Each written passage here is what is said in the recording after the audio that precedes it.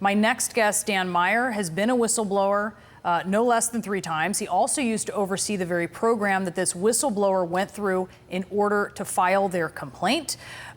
Dan, first off, just react to, what you just heard the president say and this kind of language that he's been using to talk about the whistleblower.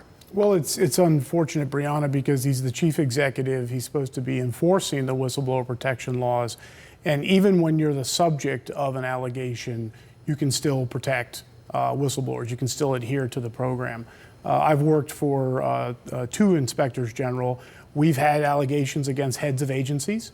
And I never saw a head of an agency come in and try to tamper with the process. So the president needs to step into his assigned role.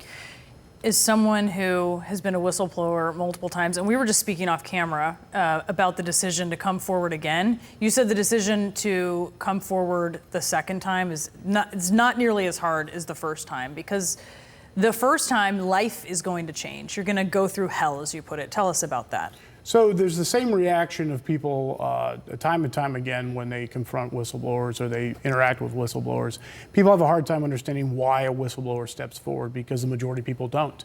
And so for a whistleblower, there's an isolation that sets in. You're like in a deep hole, as Mike Wallace once explained it to me.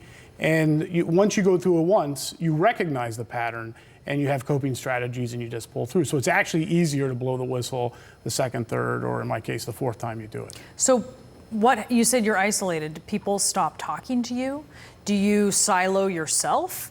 Do you worry about your safety? What are all the considerations? Even before knowing, what do you know, I guess, before becoming a whistleblower as you consider it? And then what do you know after the reality of being a whistleblower? So once you blow the whistle, if you were on the team in an agency, if you were part of the inner circle, you will only be admitted to those parts of the inner circle that the head of the agency wants you to be admitted to. So you'll see restriction. People will not talk to you. You will not be on certain assignments. That in itself can be reprisal. Then there's the isolation that occurs when your family members try to figure out what you're doing, because family members may not understand. When I blew the whistle on the Iowa investigation, I came from a Navy family, and my family had a really difficult time understanding why I was taking on the chain of command. So there's family trust issues, there can be professional trust issues, and then you wonder about your whole career. Because especially if you're young, you've just mapped out a different course for yourself. You don't know where it goes, and it could go on for another 20 or 30 years. It's why many people don't speak out about many controversies at work. It sounds so formulaic. Dan, thank you so much. We really appreciate you coming in and talking about this. Okay, thank you.